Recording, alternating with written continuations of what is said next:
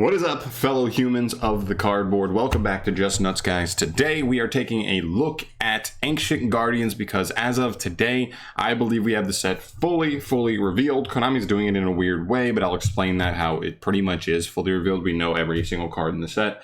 And then we'll talk about what I think overall of the set and, you know, ask you guys to throw your thoughts down in the comment section down below, what you think on the set. 'Cause I think this is going to be really hit or miss for some people. But not necessarily, well, maybe in between for some people that are just like meh on some of the archetypes, but you know how it is. All right, so starting off here, we got all the reprints revealed, as well as the fact that we already have all the archetypal cards. There's no archetype cards left to be revealed. The set's already out in the OCG, so we have all of those cards, 39 of them to be exact, 13 for Abyss, now named, what is it named? Hold on. Ogdoadic. 13 Do-Re-Mi chord, all now known as Solfachord, and 13 Ursarctic cards, still known as Ursarctic. So 39 cards there, and we got 21 reprints revealed, and wouldn't you know it, our set is exactly 60 cards. So it's the full set. It's everything. So yeah, I guess we'll start off just by going over some of the archetypes we already have here. Obviously, first we have Abyss or Ogdoadic now. This is a new reptile archetype. It's graveyard based. Makes great use of Snake Rain. It's really the only archetype we've ever seen really make good use of Snake Rain. Does some cool stuff, tributes monsters to summon themselves back to the field, so playing him with Lair of Darkness could be something interesting. Their boss monster's not bad, he can just like wipe boards. So there's definitely some good interesting stuff to see here. We'll see where it goes. I've seen people say that there's some chaos synergy, Lair of Darkness synergy. We have the new alien cards coming, which actually give you like a crazy win condition, so maybe we'll see if they work with that. But yeah, really cool deck. That's the one I personally am most excited for as a Lair of Darkness man. Next up, we have Ursarctic. This is probably the next interesting one in my opinion. They're all like hand traps. The whole archetype like activates in hand, but they have to discard another copy of one of their cards to do it. So they're a little bit resource unfriendly, and I think they have some consistency issues out the gate. But we'll see. I think their archetype is so interesting, so unseen before. It could just be one of those archetypes like Adamantipator. We were like, oh, it's just like new, slightly better Lightsworns, and they were just like much better Lightsworns. So we'll see what happens. We'll see what happens when people start playing around with it. It's water based, so there could be some cool things there. I don't know. We'll see. And the last archetype is a Do-Re-Mi chord known as Solfachord now. It's a pendulum archetype, and it's poo. It's just all poo. Well, okay, I don't want to say all poo. A couple of the monsters are interesting because they are, I think, fairly generic. If I remember correctly, some of them just give you like okay disruptions on field. So, you know, maybe it's just like people already play Jackal King just because he's a monster negate. Well, if you like just raw monster negate, just pen summon him out. These could be similar to that. I just don't think their interruptions are as strong as Jackal King, so why would you play these over him? To me, the whole archetype just doesn't really work that well together. It's a cool idea, and maybe at the beginning of Pendulum times it might have had something going on, but I think it's too late now. This archetype is so rough. At least the Link monster they get in the next set could actually be used generically in some Link decks, but other than that, not that worried about them. Okay, so that is all the cards we have. 39 cards total, 13 from each, like I said at the beginning. And now let's talk about all the reprints that got revealed today, finishing out the set. So starting off, we have Phenomenon and Phenomenaga. One thing to keep in mind with this set, by the way, is that while we have 10 Ultras, 15 Supers, and 35 Rares, 15 of them are also available as Collector Rare. So even if they are rares, they could still have a Collector Rare variant. I could see this with something like Snake Rain, right? Like they want to give a more affordable, because it only had one printing way long ago, give it a more affordable reprint in the rare, and then also give it a collector's rare so that anybody who wants to play that high rarity, sexy Snake Rain can do so. But yeah, just to keep that in mind, that there's going to be 15 collector's rare. It could be from the archetypes, it could be from the reprints. It'll probably be kind of spread around fairly evenly. Okay, but starting off with these two, these are fine. These are nice, like little like collector's reprints. These are definitely like anime cards. I believe these were used by a character in GX, one of the villains. So cool. I don't think they really are good enough to play in Abyss, but you know, what do I know? Some stuff, not a lot though. Next up we have Evil Dragon Ananta. This is another cool, this one's actually interesting. The only problem with this is it like theoretically like just sucks with Abyss, right? Abyss wants to fill up its graveyard and grind by continually like looping the cards in its graveyard, and this card banishes all reptiles on field or grave. It's not banish any number you want, you have to banish all of them. And so that's kind of brutal, but it's not a bad extender. It just clears your graveyard, and that's not what you want going on there. So that's interesting. Also, another like classic card that like older players will remember. I would not be surprised if this sends up a collector's rare either. Next up is Skullmeister. This kind of screams collector's rare to me. I mean, it already has like a, I think it has a secret, but does it have a, I can't remember if it has a ulti. But either way, this is a hand trap. We just saw it be really good last format. Not nearly as good this format, but you know, it's a hand trap, right? Like all hand traps, it feels like will cycle in at some point and be good in certain formats. So it's just nice to have, you know, pretty copies of all of them, just so that when they do come back in, you can look pretty nice. So that's a cool one. Haven't seen that reprint in a while. Next up is Light Serpent. This one's actually pretty good. I have seen testing of Abyss online, and a fair amount of builds actually just play Light Serpent, just because you have cards that can like discard it for Snake Rain or whatever, and it just becomes a body back on the field. It's a reptile, which works. Not amazing, obviously, but you know, you have cards that can just get it out of the hand pretty easily. So just a cool one of. Next up is Luster Pendulum. This one also is kind of weird. If it's not a collector's rare, I'll be kind of confused on this. I don't know, not totally confused. I mean, it's a card that hasn't been printed in a while, but sure. Like Doremi chords don't really work by getting popped, so I don't fully understand why you'd want him, but whatever, you know, whatever.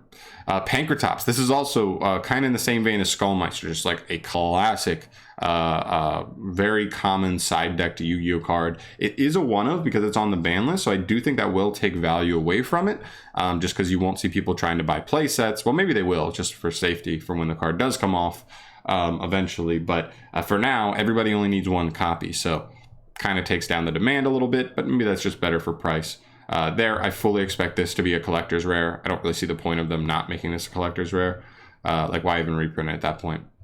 Then we have some like Draco Slayer cards. You have the Dinoster Power. We have Ignister Prominence. Prominence is a more interesting one to me. This one's just kind of here because it's, I guess, pendulum based. This one more so is kind of interesting in the fact that like this is just definitely a more relevant card in the history of Yu-Gi-Oh, certain formats and stuff.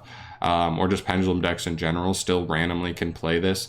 So I think this one's interesting. We'll see if it's the collectors or not. I wouldn't be surprised if it is, because I don't think its other printings are like super, super high rarity. I think it has like a gold rare and maybe an ultra, but I don't think it's a secret. Maybe I'm remembering incorrectly though. Can't remember.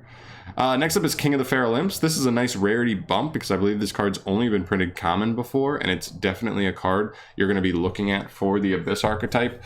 They can make rank 4s. They don't make it super consistently, but you could also try and splash in a rank 4 engine, just anything that can just get you a quick rank 4. That way, this guy will be available to just search you any other reptile, which is pretty good, right? So not half bad. Majesty Paladin, whatever. It's just another like Draco Slayer pendulum card. Snake Rain. This is big. I don't know what they're going to do with this collector's rare wise, but hopefully this card isn't super short printed. That's all I got to say, right? This card has only one printing other than this, and if this is super short printed, it's not going to be like that affordable anyway. So this is like the one generic reptile card you absolutely have to have if you want to build Abyss or Ogdoadic. And so yeah, hopefully this isn't too high rarity, but I'm still happy it's here, right? I'm happy it's here no matter what. Next up is Trade-In. This is a nice one too. This could be a collector's rare and still be pretty nice. Viper's Rebirth, kind of an okay reptile extender, but not the greatest thing because it forces you can only use it if you have nothing but reptiles in grave, so kind of locks you out of playing other stuff with it, so got to be careful of that. Ayers Rock Sunrise, not a bad beast monster reborn. It is still once per turn, even though it's an older card. But honestly, like if we see any good beast decks come like out of the woodwork, like this card will definitely be interesting as an extender. Pot of Riches, meh, like it's okay. So like, yeah, I mean, I honestly don't think this card's that bad. If there are like pendulum decks that like so easily put so many cards in their like extra deck, face up extra deck and graveyard, pendulum wise, like this card's not half bad. So I don't know, it's fun. Wavering Eyes, this was cool during pendulum magician format, but that's about it. Ignite Reload, it's a pendulum card, I guess, but other than that, I don't really care. Damage equals Reptile, that's a funny like anime card. Rise of the Snake Deity, this is important so that you can summon Phenomenon, or actually use Phenomenon to summon Phenomenaga. And then Offering of the Snake Deity, this is cool too because this could be a rarity bump here. I actually just bought commons not too long ago just to be safe, because I thought this card might spike, and I think it's interesting for like aliens and Ogdoadic. But this is cool, especially like because we've got what 35 rares. It's most likely a rare, but it could be a super rare or an ultra and actually have a holo printing, and that would be kind of cool. Then I would be a little more interested at picking some up. So overall, I think the set's okay. I mean, I don't like, here's the thing when you got to look at deck build packs, you have to look at the archetypes first. How good are the archetypes? Are they going to change the game? Are they casual level, rogue level, or competitive level out the gate? I think Ogdoadic is like rogue level out the gate. I think Ursarctic has a chance to be rogue level, but I just don't know. It's just such an untouched gem potentially. So it might be better than Rogue. It most likely is worse than Rogue though. And then Solfachord I think has like no chance. Maybe one or two of their cards could be splashed in another pendulum deck, but as far as a pure deck goes, nothing.